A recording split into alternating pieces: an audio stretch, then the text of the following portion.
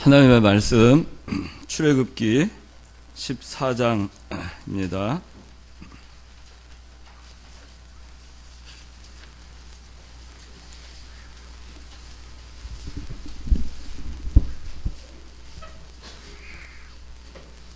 출애굽기 14장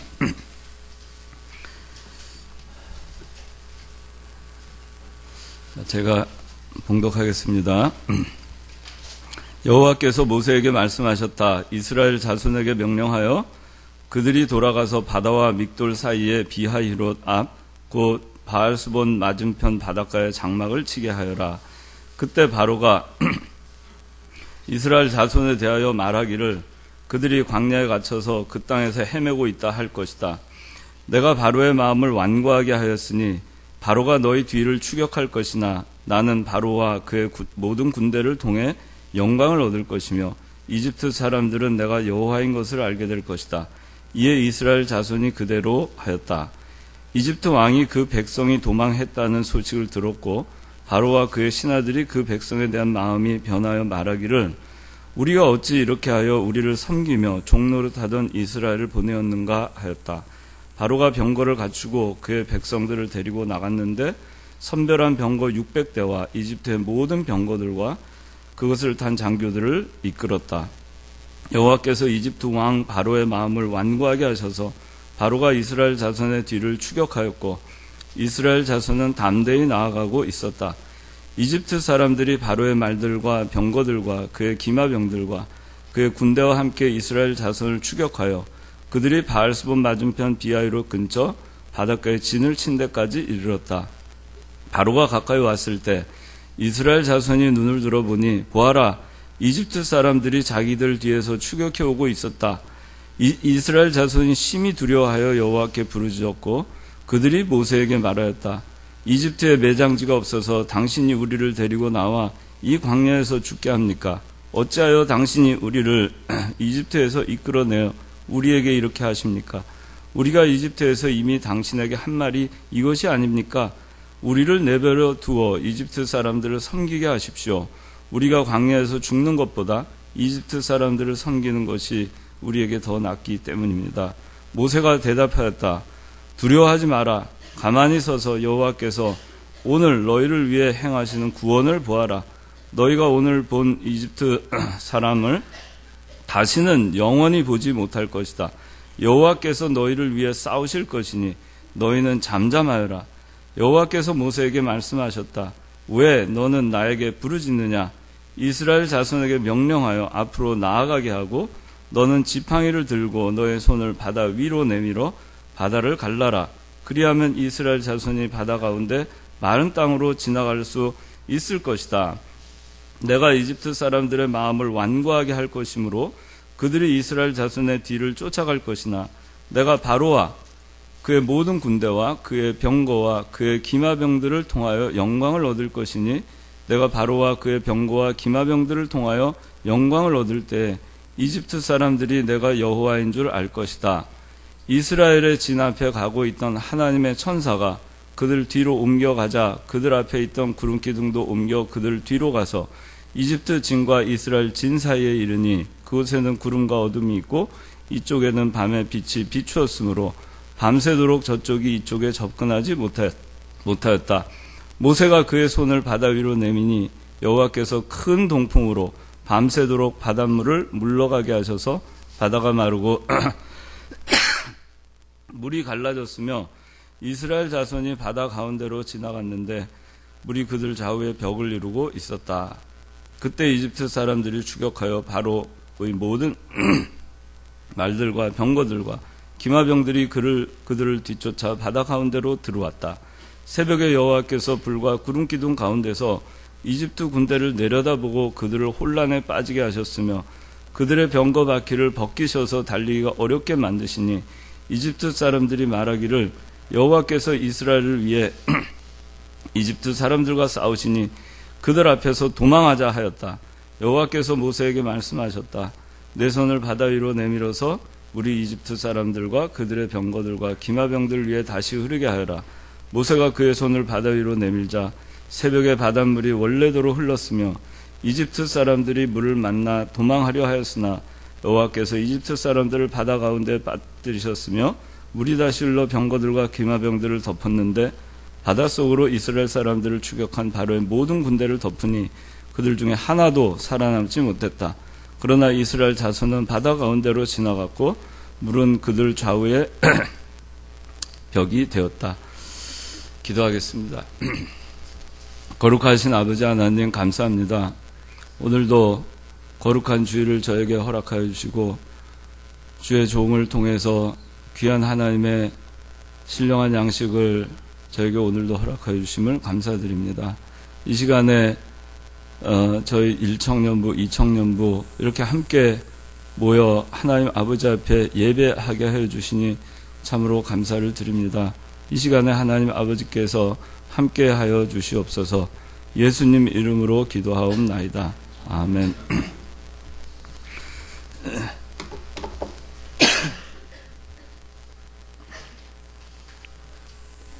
예, 오늘 출애굽기 14장은 여러분들 너무나 잘 아는 이 홍해를 이스라엘 백성들이 애굽에서 탈출해서 이제 건너는 그런 내용이 나옵니다. 이스라엘이 애굽에서 탈출해서 나오게 된 것도 하나님의 은혜였고 하나님께서 만능으로 그들을 이끌지 아니하셨으면은 그 200만 명이나 되는 그 어마어마한 민족이 그 많은 민족이 한 나라에서 탈출을 해서 이렇게 나오는 그러한 역사가 없었을 텐데 하나님께서 그들을 이끄셔서 이 엄청난 그 역사가 일어났고 6월절 양들의 수많은 그 죄 없는 양들의 피 값으로 말미암아서 그 이스라엘 백성들은 애굽에서 종살이하던 그 가운데에서 이제 벗어나서 자유를 향해서 애굽을 탈출하게 되었습니다. 하나님의 은혜가 아니었으면 있을 수 없는 일인데 이 이스라엘 백성들이 하나님의 인도를 잘 받아서 또 하나님의 구름기둥과 불기둥으로 하나님께서 낮에는 구름기둥, 밤에는 불기둥으로 그들의 추위와 더위를 막아주시고 하나님이 함께 하시고 그렇게 해서 이 광야길로 그들을 인도하시는 가운데 이들이 이제 홍해를 만나게 됩니다. 애굽에서 탈출한 것까지는 아주 좋았습니다. 애굽에서 탈출한 것까지 아주 좋았고 또 하나님의 은혜로 여기까지 왔습니다. 그들이 여기까지 올 때까지 그래도 하나님을 믿고 그 믿는 믿음으로 이스라엘 백성들이 모세의 인도를 받아서 여기까지 왔어요. 하나님의 그 10가지 재앙을 통해서 이 이스라엘 백성들은 만능의 하나님을 알았을 겁니다. 전능하신 하나님을 알았을 거예요. 모든 그 만물을 주관하시는 하나님, 생명을 주관하시는 하나님, 모든 애굽의 장자들과 또 그 육축의 첫 소산들이 다 죽어갈 때 그 엄청난 그 애곡 소리를 들으면서 그 가운데에서 그 자기네들만 아무 그 털끝 하나 다치지 않고 그 살아남에 대해서 그때 그 하나님의 그 전능하심을 모든 생사복을 주관하시는 하나님이신 것을 절실하게 아마 느꼈을 거예요. 내 옆집에서는 애곡 소리가 들리는데 나는 살아있고 우리 집 안에 있는 모든 생명들은 털끝 하나 다치지 않았을 때 그날 밤 6월절 날 밤에 그들이 겪었던 것은 아마 평생 잊을 수 없었을 것입니다. 근데 그들이 그렇게 해서 이제 나오게 됐는데 하나님의 인도를 받아서 홍해 앞에 맞닥뜨리게 됐어요. 홍해가 있는 그 바다 앞에 이제 이들이 오게 됐습니다. 여기 14장 2절 3절 한번 읽어보세요. 이스라엘 자손에게 명령하여 그들이 돌아가서 바다와 밑돌 사이의 비하히로다 곧 바알스본 맞은편 바닷가에 장막을 치게 하여라. 그때 바로가 이스라엘 자손에 대하여 말하기를 그들이 광야에 갇혀서 그 땅에서 헤매고 있다 할 것이다. 예. 이 바다와 믹돌 사이의 비하히롯이라고 하는 지역에 이제 이들이 도착했는데, 거기는 바알스본이라고 하는 지역의 맞은편 바닷가입니다. 바닷가인데 3절에 보니까 이스라엘 자손에 대하여 말하기를 그들이 광야에 갇혀서 그 땅에서 헤매고 있다 그랬어요. 여기는 막다른 곳입니다. 이들이 지금 와 있는 곳은 광야로 하나님의 인도함을 받아서 모세의 인도를 받아서 광야 길로 참 애굽에서 탈출해서 이 자유를 만끽하고 하나님 아버지 앞에 절기를 지키기 위해서 나왔는데, 나와서 첫 번째 당도한 것이 어디냐면은 앞에 그 드넓은 홍해가 가로막고 있는 막다른 곳이었어요. 근데 하나님께서 이 이스라엘 백성을 마침내 이 홍해를 건너게 하십니다. 그래서 오늘 그 말씀의 제목은 홍해를 건너게 하신 하나님.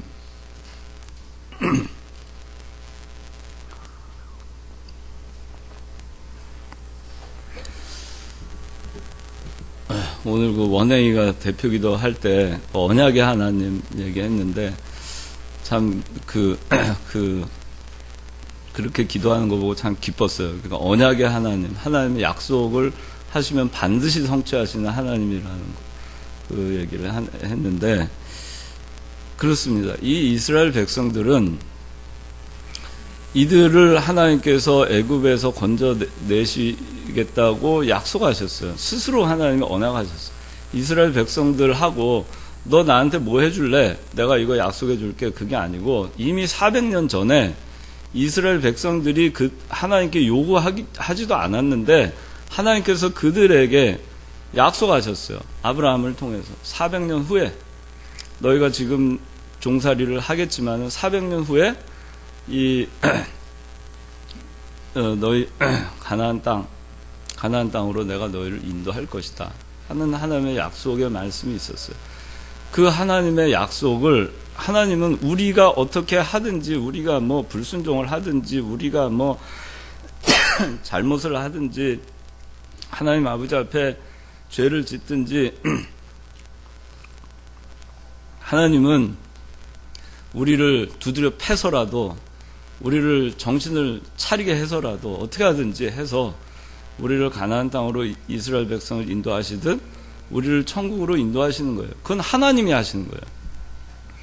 우리가 하는 게 아니에요. 그래서 이 이스라엘 백성들을 애굽에서 데리고 나와서 가나안 땅으로 가는 과정에 지금 첫 번째 엄청난 장애물 홍해를 만났어요. 그런데 여기는 막다른 곳이었고 하나님께서 분명히 하실 것을 믿는다 하지만 이 이스라엘 백성들은 두려웠습니다. 그런데 거기에 엎친 데 덮친 격으로 바로가 병거들을 이끌고 그리고 이 이스라엘 백성들을 뒤쫓아 오게 됩니다. 추격을 하게 되죠. 앞에는 홍해가 가로막고 있고 뒤에는 애굽의 추병들이 쫓아오고 있고 이 상황이 가만히 그냥 있어도 죽고 뒤로 돌아가도 죽고 앞으로 가도 죽는 그런 그 진퇴양난의 그런 상황에 이스라엘 백성들을 처했을 때 이스라엘 백성들은 심히 두려워했어요. 처음에는 담대히 나갔죠. 14장 8절 읽어보세요. 여호와께서 이집트 왕 바로의 마음을 완고하게 하셔서 그가 이스라엘 자손을 추격하였고 이스라엘 자손은 담대히 나아가고 있었다. 네, 처음에는 담대히 나아갔죠. 그런데 앞에 홍해가 딱 가로막고 있는 걸 알고 뒤에는 애굽의 추병들이 그들을 잡으려고 쫓아올 때에 그들은 곧 두려워하게 됐어요. 두려워하고, 그리고 그 두려워하는 가운데에서 첫 번째 어떻게 했는가? 10절 한번 읽어보세요. 바로가 가까이 왔을 때 이스라엘 자손이 눈을 들어보니 보아라, 이집트 사람들이 자기들 위해서 추격해오고 있었다.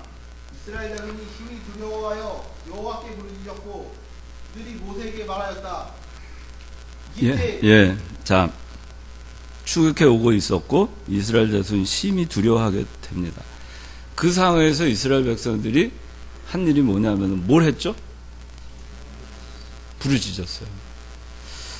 부르짖었어요. 그런데 11절 읽어보세요. 그들이 모세에게 말하였다. 이집트에 매장지가 없어서 당신이 우리를 데리고 나와 이 광야에서 죽게 합니까? 어찌하여 당신이 우리를 이집트에서 이끌어 끌어내어 우리에게 이렇게 하십니까?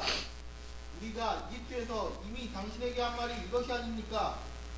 우리를 내버려 두어 이집트 사람들을 섬기게 하십시오. 우리가 광야에서 죽는 것보다 이집트 사람들이 섬기는 것이 우리에게 더 낫기 때문입니다. 예. 계속 부르짖었어야겠는데 부르짖다가 멈췄어요. 그리고 이내 모세를 원망하기 시작합니다. 사실은 이 이스라엘 백성들을 하나님께서 모세를 통해서 인도하게 하셨죠. 그렇기 때문에 하나님의 인도함을 받아서 모세는 한 죄밖에 없어요.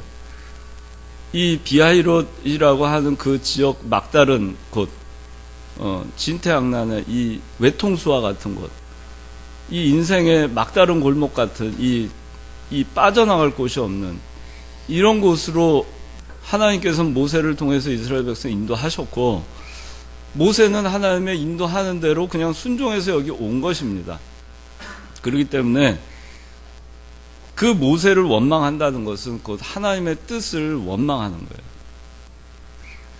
그 부르짖기만 했으면 참 좋았죠. 우리가 어려움에 있을 때 하나님께 부르짖어야 됩니다. 예레미야 29장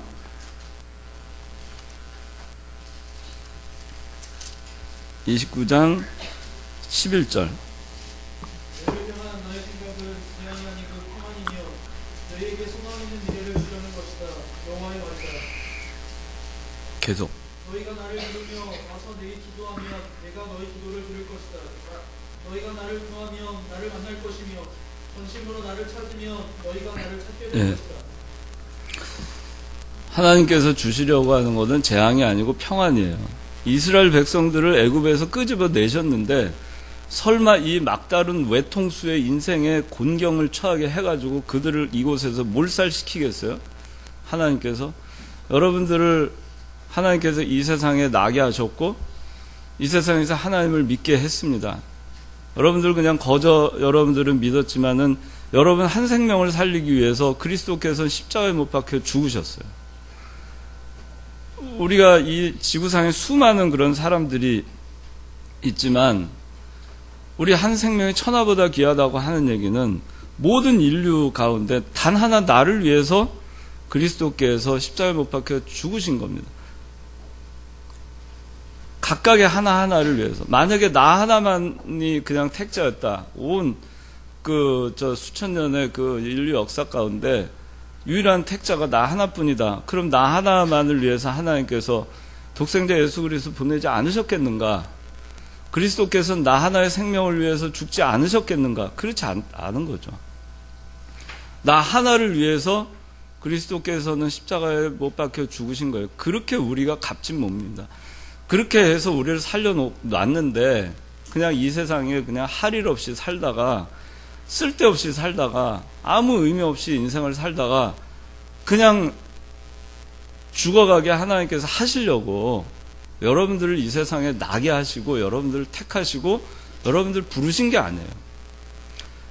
나는 모르지만은 이 이스라엘 백성들이 여기 지금 진퇴양난의 그 막다른 곳에 처해 있을 때, 인생이 캄캄할 때, 도대체 왜 내가 여기 있으며, 왜 하나님께서는 나를 보내셨으며, 왜 우리 부모님은 나를 낳으셨으며, 왜 내 환경은 이러며, 우리는 모르죠.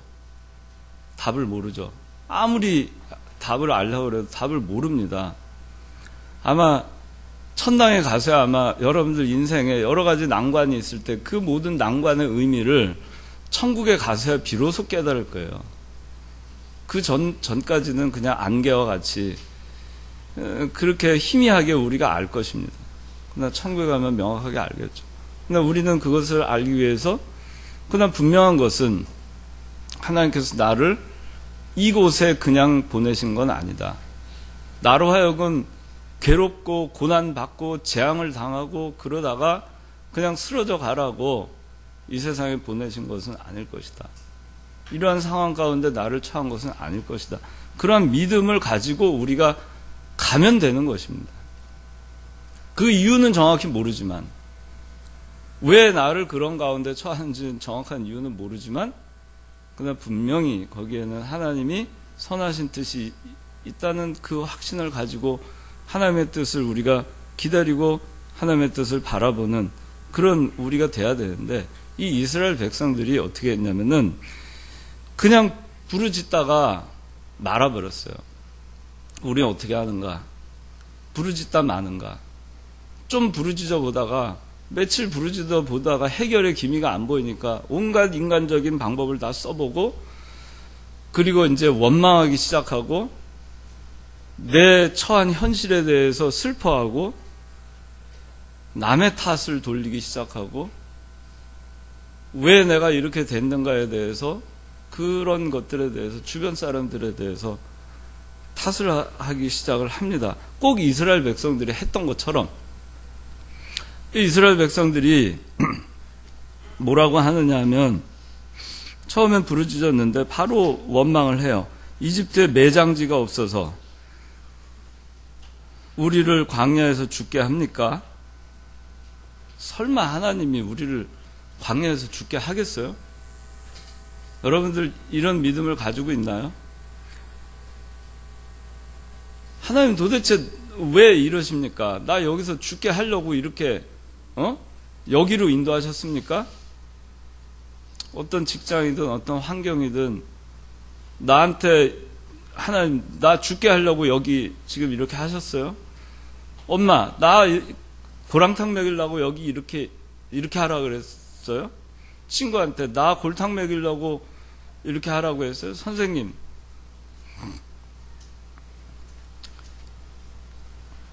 하나님은 여러분들이 아무리 그렇게 불평과 원망을 하고 그렇게 의문을 제기해도요, 하나님은 그게 아니에요.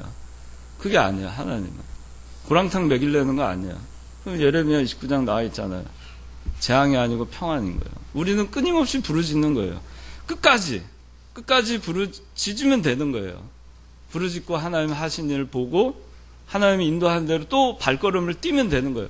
그것이 홍해 바다라 하더라도 하나님 발걸음을 띄어라 그러면 뛰는 겁니다. 그렇게 하면 되는 거예요. 근데 그렇게 하지 않고 우리는 주저하고 불평하고 원망부터 앞서요. 우리에게 이것을 하나님께서 보여주고 계신 거예요. 우리는 그러지 마라. 이 이스라엘 백성들보다 우리는 그러면 더 나은 게 있는가? 우리는 이들보다 믿음이 더 있는가? 우리도 그렇지 않아요. 좀 하다가 안 되면은 불평과 원망이 나오죠. 내 탓이다. 내가 잘못했다. 결정은 내가 했다.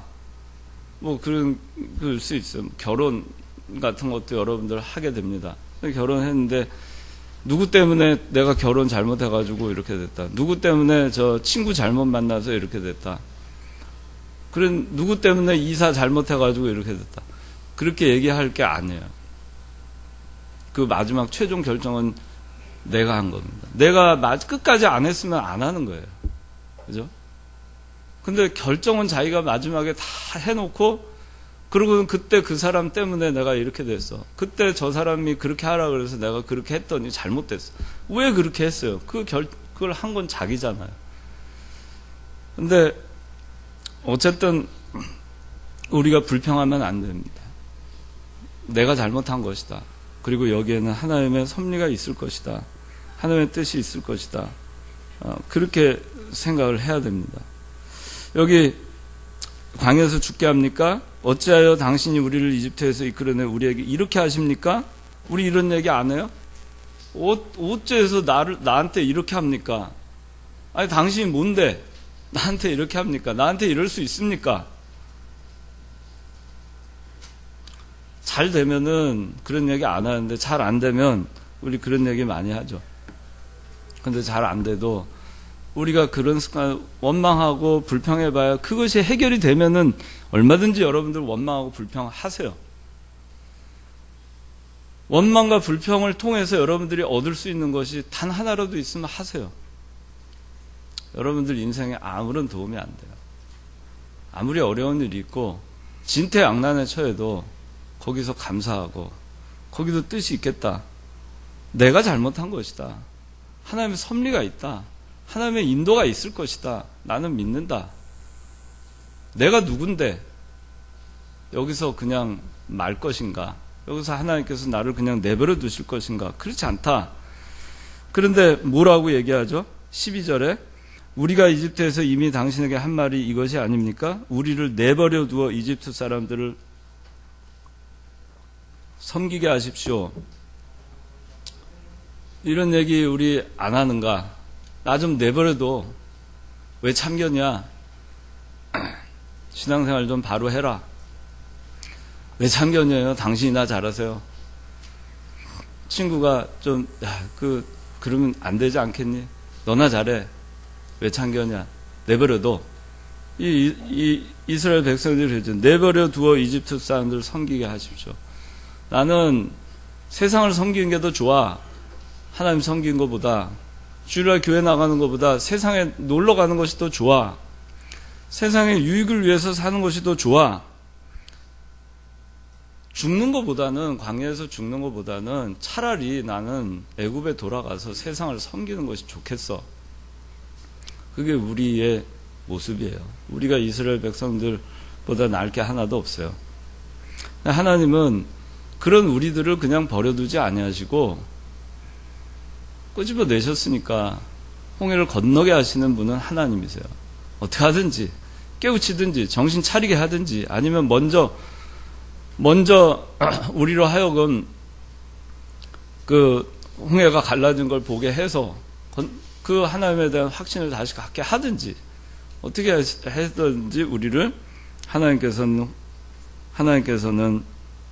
그냥 내버려 두지 않는 겁니다. 우리 내버려 두라고 아무리 해도 여러분들은 하나님의 잡힌 바 된 사람들이에요. 그래서 아무리 하나님 보고, 하나님 나 좀 내버려 두세요. 나 좀 자유롭게 살고 싶어요. 나 신앙생활 좀 창만교회식 너무 피곤해요. 너무 빡빡해요. 나 좀 편안하게 좀 내버려 두세요. 그렇게 우리가 하고 싶잖아요. 근데 하나님은 우리 내버려 두지 않아요. 정말 찔겨요, 하나님은. 우리 결코 내버려 두지 않습니다. 내버려 두라고 해도 내버려 두지 않아요. 어떻게 해서든지 해서 홍해를 건너게 하시는 하나님이에요. 그래서, 여기 세상을 우리가 그 다음에 우리가 광야에서 죽는 것보다 이집트 사람들을 섬기는 것이 우리에게 더 낫다. 이렇게 얘기합니다. 신앙으로 순종을 해서 막다른 골목까지 왔어요. 역경이 왔습니다.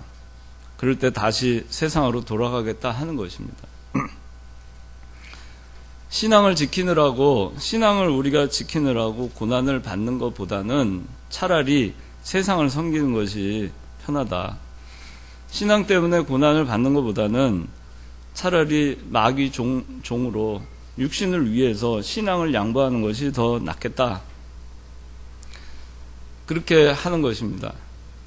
사도 바울은 그랬어요. 사는 것이 그리스도니 죽는 것도 유익함이라. 우리가 사는 것이 세상이 돼야 되는가? 사도 바울은 사는 것이 그리스도라고 했는데 내가 조금 신앙 지키다가 조금 잘못되고 조금 어려움이 오면 금방 약해져가지고 다시 세상으로 돌아가서 세상을 섬기려고 하고, 사는 것이 그리스도니가 돼야 되는데 사는 것이 세상이니, 사는 것이 직장이니, 사는 것이 남자친구니, 사는 것이 여자친구니, 사는 것이 남편이니, 사는 것이 자식이니, 그러고 사는 거예요. 사는 것이 돈이니,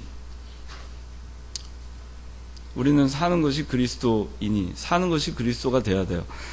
세상을 섬기는 거, 신앙 때문에 우리가 육의 고난을 감수하고 십자가를 지고 가는 사람이 돼야 됩니다. 우리가 이 난관을 만났을 때, 진퇴양난의 난관을 만났을 때 우리 어떻게 할 것인가? 우리도 원망할 것인가? 아니면 하나님께서 인도하실 것을 믿고 끝까지 부르짖을 것인가? 끝까지 부르짖어야겠죠. 우리는 끝까지. 그래서 자, 이렇게 이제 원망을 했지만 13절 한번 읽어주세요. 모세가 백성에게 대답하였다. 두려워하지 마라. 가만히 서서 여호와께서 오늘 너희를 위해 행하시는 구원을 보아라. 너희가 오늘 본 이집트 사람을 다시는 영원히 보지 못할 것이다. 예. 여호와께서 너희를 위해 행하시는 구원을 보아라. 너희가 오늘 본 이집트 사람을 다시는 영원히 보지 못할 것이다. 이 말대로 됐죠. 그들 앞에 홍해가 있었습니다. 그들 뒤에는 애굽의 추병들이 따라옵니다. 우리가 인생에 있어서도 우리가 가다 보면 홍해와 같이 도저히 어떻게 할 수 없는 난관을 극복할 수 없을 것 같은 그런 난관을 만날 때가 있어요. 엄청난 장애물이 있어. 숨이 막히고 내가 저거를 하긴 해야 되겠는데 저거를 해 나가자니 너무 힘들고, 신앙에 있어서도 그렇고 세상에서 여러분들 살아가는 과정에도 그런 게 있어요. 참 내가 감당하기 어려운 난관이 있어요. 장애물이 있어요.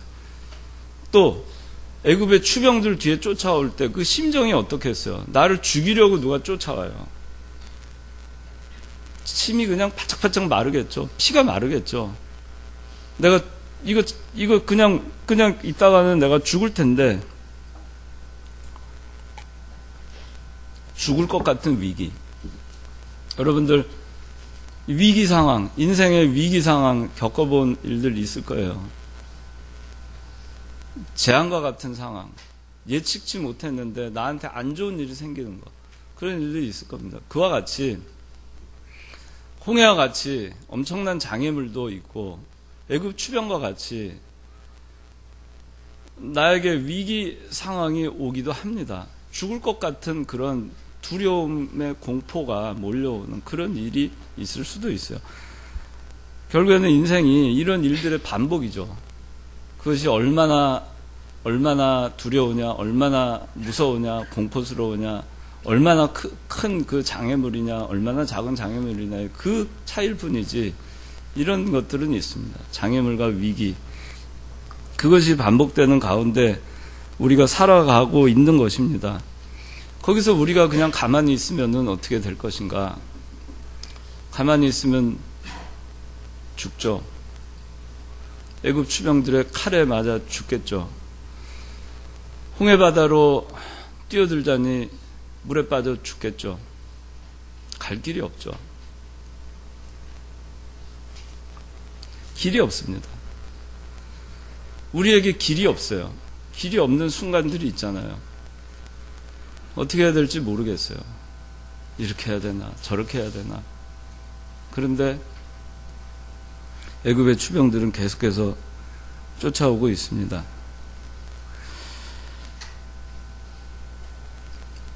하나님께서 어떻게 하셨는가? 우리는 우리의 그 생각으로는 이러한 상황을 타개할 수 있는 길이 없어요. 여러분들이 정말 인생에 그 엄청난 어떤 그 위기 상황이나 엄청난 장애물을 만나거나 양쪽에 다 갇혀서 전후 좌우를 돌아봐도 칠흑 같을 때, 도대체 어디로 방향을 틀어야 될지 알 수 없을 때 내가 할 수 있는 일이 있을까? 없어요. 이스라엘 백성들이 할 수 있는 일이 없었어요. 적어도 하나님께서 새로운 길을 열어서 보여주실 때까지는 그 길은 그들에게 보이지 않는 길이었고, 하나님은 그들에게 새로운 길을 보여주셨어요. 인간의 생각으로는 도저히 생각할 수 없는 길, 내 생각과 지혜로는 도저히 만들어질 수 없는 길, 어떻게 바다 위에 길을 만들 생각을 하겠어요, 우리가? 우리가 설령 생각을 한들 바다를 우리가 어떻게 가르겠어요? 바다를 어떻게 우리가 마른 땅으로 만들 수 있겠어요? 그저 우리가 할 수 있는 거는 배를 빨리 만들어서 배를 타고 저 바다를 건너가야지. 200만 명 가운데 몇 명이라도 살면 다행이다. 한 100명이나 200명이라도 살자. 그게 인간이 할 수 있는 최대치겠죠. 근데 하나님이 하시는 방법은 달라요. 우리가 하려고 하면 길이 없습니다. 여러분도 살아갈 때 이 진퇴양난의 어떤 길이, 그 진퇴양난의 가운데서 길이 없을 때, 거기서 도대체 어떻게 벗어나야 될지 알 수 없을 때, 내가 그 길을 만들려고 하면 안 되고 하나님께 부르짖고 길이요 진리요 생명 되신 그리스도께 가세요. 그리스도께 구하시고 그리스도를 붙잡으세요. 그럼 그리스도가 길을 만들어 주십니다. 우리가 이 세상에서 죄인으로 죄를 짓고 영원히 사망 가운데 헤어나올 수 없는 존재였었잖아요. 하나님과 우리와의 사이에 엄청난 담이 있었죠. 그 담은 도저히 우리의 행위로는 그 담을 깨부술 수 없었죠. 그 담을 넘을 수도 없었고, 그 담을 뚫을 수도 없었고, 그 담을 무너뜨릴 수도 없었어요. 그런데 그리스도께서 십자가에 못 박혀 죽으심으로 우리에게 그 담을 허무시고 하나님께 나아갈 수 있는 길을 열어주셨어요. 성소에 예수님 십자가에 못 박혀 죽으시던 그 순간에 성소의 휘장이 어떻게 됐어요? 위에서부터 아래로 갈라졌죠. 성소에서 지성소로 들어갈 수 있는 길이 열렸죠. 우리가 그 길을 열 수 있었을까? 그럴 수 없죠. 오직 그리스도만이 그 길을 여셨어요. 우리가 하나님께 나아갈 수 있는 길이 없었지만 하나님께서 그리스도를 통해서 우리로 하여금 우리에게 길을 열어주셨어요. 막힌 담을 홍해와 같이, 홍해보다 엄청나게 극복할 수 없는 그 담을 그리스도께서는 단번에 허물어 주셨어요. 히브리서 10장 19절. 형제들아, 예수님의 피로 지성소에 들어갈 담대함을 우리는 가지고 있다. 20절. 그 길은 예수께서 우리를 위하여 휘장을 통해 열어주신 새롭고 살아있는 길이니 이 휘장은 곧 그분의 육체이다. 예, 그 길은 예수께서 우리를 위하여 휘장을 통해 열어주신 새롭고 살아있는 길이다. 휘장으로 길이 막혀 있었지만 그리스도께서 그 길을 우리를 위해서 열어주셨고, 그 길은 새롭고 살아있는 길이에요. 우리에겐 이런 길이 있어요. 사망 가운데서도 생명으로 인도하는 길을 열어주신 하나님이 우리한테 뭘 못해주겠어요? 이 세상에서 여러분들 진퇴양난의 어려움에 있을 때 우리를 사망에서 생명으로 그 길도 열어주신 하나님인데, 이 어떤 난관이라도 그거보다 더한 어려움의 길이 있을까요? 없어요. 그러면 다 하나님께서 우리에게 길을 만들어 주시는 겁니다.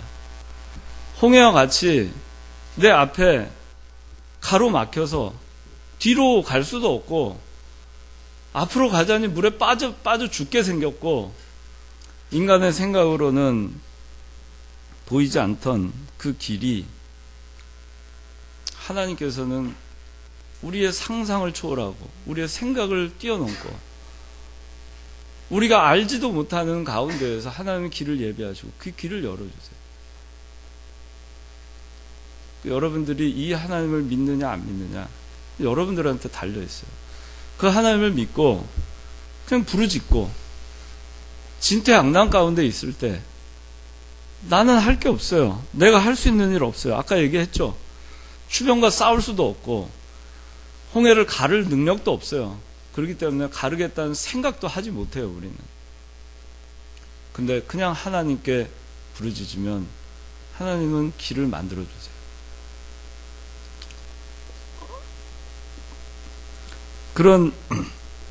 그렇게 해서 우리에게 그 길을 만들어 주셨어요. 그 이스라엘 백성들에게 길을 만들어 주셨고, 그리고 길을 만드신 다음에 이 이스라엘 백성들 200만이나 되는 어마어마한 그 사람들이 건너가게 했어요. 홍해를 좌우의 벽이 되게 하고 마른 땅이 되게 하고. 근데 여기 보세요. 이 21절 한번 읽어보세요. 모세가 그의 손을 바닥에 올리니 여호와께서 큰 북풍으로 밤새도록 바다를 물러가게 하셔서 바다가 마르고 물이 갈라졌으며 22절. 예, 계속. 이스라엘 자손이 바다 가운데로 지나가는데 물이 그들 좌우에 벽을 이루고 있었다. 예. 모세가 그의 손을 바다 위로 내밀었어요. 그랬더니 여호와께서 큰 동풍으로 밤새도록 바닷물을 물러가게 하셔서 바다가 마르고 물이 갈라졌으며, 밤새도록 바닷물을 물러가게 하시고 바다가 마르고 물이 갈라지게 하신 분이 누구예요? 하나님이에요. 모세가 아니에요. 모세의 신앙이 위대한 것 같죠? 손 앞으로 대고 지팡이를, 홍해를 향해서 지팡이를 향하고 자기 손을 바다 위로 내민 것밖에 한 게 없죠. 위대한 것 같죠? 엄청난 것 같죠? 우리가 하나님을 믿고 아주 작은 실천을 하면은 그 배후에는 하나님의 엄청난 역사가 기다리고 있어요. 근데 우리가 그걸 하지 않아요. 우리는 그저 손을 내밀면 돼요. 지팡이를, 홍해를 향해서 지팡이를 내밀면 됩니다. 거기까지예요. 나머지는 다 하나님이 하셨어요.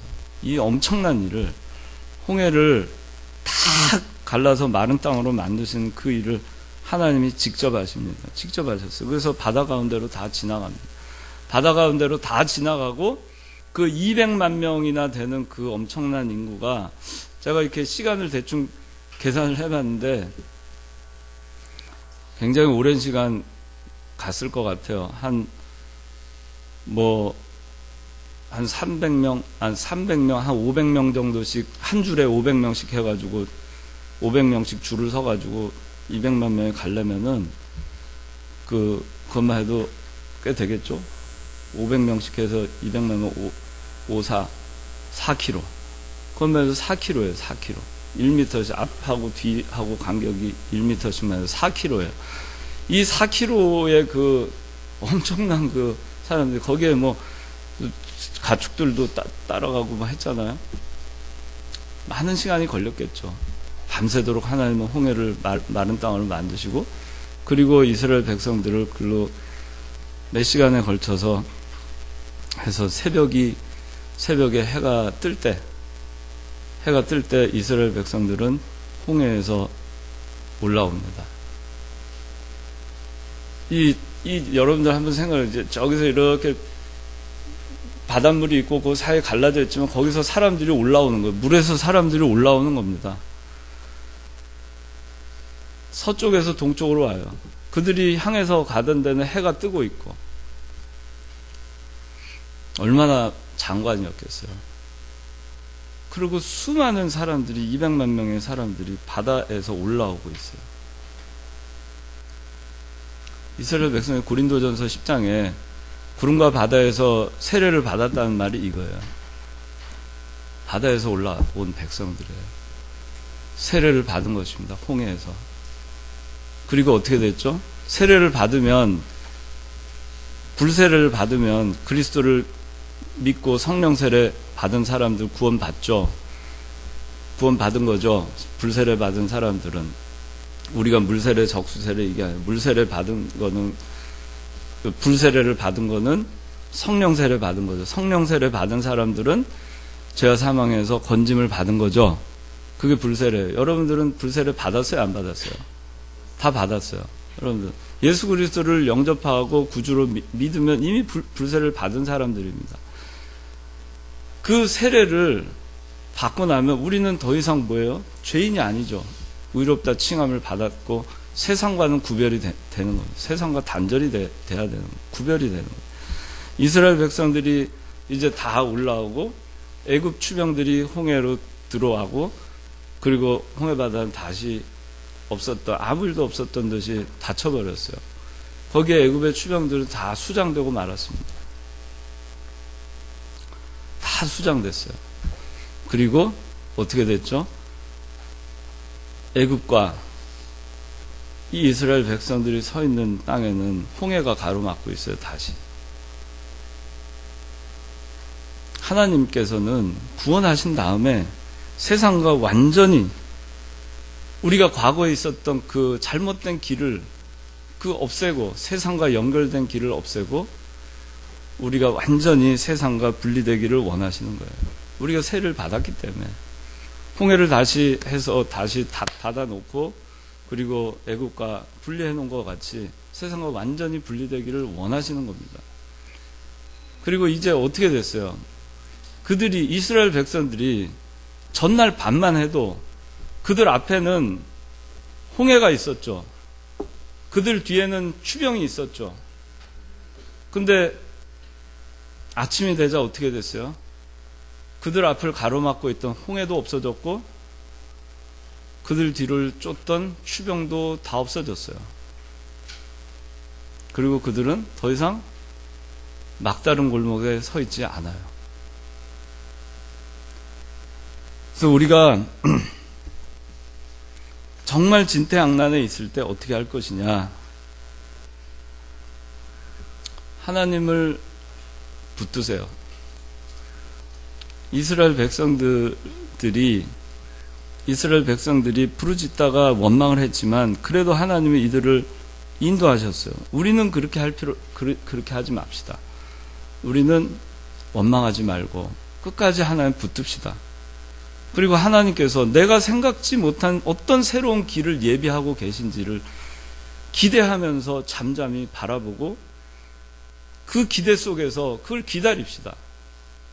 그러면 반드시 여러분들에게 길이 열릴 거예요. 새로운 길은 내가 만드는 게 아닙니다. 하나님이 만들어 주실 때 그 길이 열리는 것이고 그 길은 내가 상상도 하지 못했던 길이 열리는 것입니다. 여러분들 인생에 어려움이 있어요. 현실을 볼 때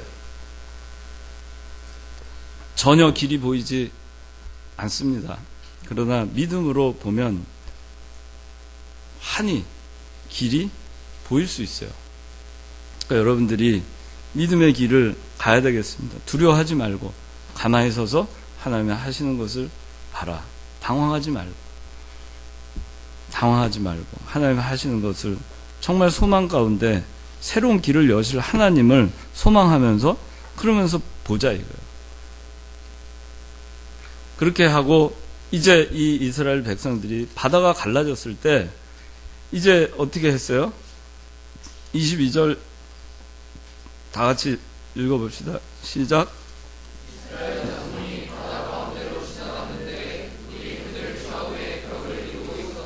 네. 200만 명이 첫 발을 홍해에 디딘 그 사람부터 그 마지막에 홍해 끝자락에서 마지막에 물에서 올라온 그 사람까지 다 바다 가운데로 지나갔고 물이 그들 좌우에 벽을 이루고 있었어요. 참 여러분들 그러면 여러분들 자 홍해가 갈라졌어요. 여러분들 앞에 새로운 길이 열렸어요. 그 길을 가는 게 탄탄대로면 얼마나 성수대교나 인천대교 같이 멋진 다리가 하나 쫙 생겨가지고 자동차 타고 그리고 싹 가면은 좋겠지만 홍해 바다 좌우에는 여전히 물이 넘실거리고 있어요. 그게 언제 합해질지 알 수 없어요. 마른 땅을 가야 됩니다. 믿음이 없으면 못 가겠죠. 계속 믿음으로 가는 것입니다. 비록 하나님께 원망하고 불평하고 끝까지 부르짖지 않았지만 다시 하나님의 그 역사하심을 보고 한 발짝 한 발짝 하나님을 순종하는 마음으로 한 발짝 한 발짝 그렇게 가는 거예요. 우리 여러분들 이병기 목사님 이거 하면 딱 하신 말씀 있죠? 한 걸음 한 걸음 걸으면서 뭐라고 한다고요? 그렇죠. 믿습니다. 그래서 저는 참 그게 얼마나 가슴 벅찬지 몰라요. 그래서 저도 참 힘든 일이 있을 때 그냥 일단 한 걸음 믿습니다 하고 가는 거예요. 그 다음에 어떻게 될지 모르지만 그 다음에 또 한 걸음 믿습니다 하고 가는 겁니다. 믿습니다. 우리가 믿습니다 하고 순종하고 매 발걸음마다 그렇게 하고 가는 겁니다. 우리 인생 역정이 때로는 진퇴양난을 만나기도 합니다. 앞에는 홍해, 뒤에는 추병. 근데 우리가 우리 인생 역정 가운데에서 한 걸음 한 걸음 우리가 홍해를 이스라엘 백성을 건너듯이 한 걸음 믿습니다. 그렇게 하면서 하나님 말씀 순종하고 내가 세상에서 참 여러 가지 어려움 만나고 위기 상황도 만나고 장애물도 만나고 하지만 그래도 믿습니다. 하나님 길이요 생명이요 진리 되시는 하나님 믿습니다. 내 말씀 붙들고 가겠습니다. 하나님 말씀 언약의 하나님이신데 반드시 약속대로 하시는 하나님 아닙니까? 내 말씀 믿습니다. 그리고 가는 거예요. 그렇게 하고 가면서 진리를 순종하면서 우리가 사는 것입니다. 그렇게 하다 보면 어느 순간에 여러분을 쫓던 추병도 없어지고 여러분들 앞에 가로막던 장애물, 엄청난 장애물, 홍해도 없어지고 믿습니다 하고 여러분들이 걷다 보면 한 걸음 한 걸음 걷다 보면 홍해도 마침내 건너고 추병도 다 떠돌리게 되는 것입니다. 그러니까 여러분들이 이 믿음, 어려운 일 만날 때 낙심하지 말고 믿습니다. 나에게 길을 만들어주신 하나님, 나는 길을 모르지만 어찌해야 될지 모르지만 하나님 길을 만들어주실 거 믿습니다. 그리고 하나님 길을 만들어주시면 또 믿습니다 하고 여러분들이 살다 보면 다 없어질 거예요. 홍해도 건너게 되고 추병도 없어질 것입니다. 자, 기도하겠습니다. 하나님 아버지, 우리 1청년부, 2청년부 하나님께서 믿음의 길을 걷게 해주시고 홍해를 건너게 하신 이 위대하신 그 하나님의 능력을 저희가 믿게 하여 주시고 저희가 그저 하는 것은 손을 내밀고 지팡이를 홍해를 향하고 그저 하나님께서 길을 열어주실 것을 소망하고 잠잠히 서서 하나님께서 하신 일을 우리가 그저 기다리고 보고 그리고 우리에게 길을 보여주실 때 그 길을 저희가 믿습니다. 그 믿음으로 순종하면서 저희가 걸어갈 때 저희가 살아가는 그 모든 과정에 있는 어려움들 하나님께서 다 극복하고 이겨낼 수 있도록 인도해 주실 확신을 가지고 저희가 살아가게 하여 주시옵소서. 이 모든 말씀 예수님의 이름으로 기도드리옵나이다. 아멘.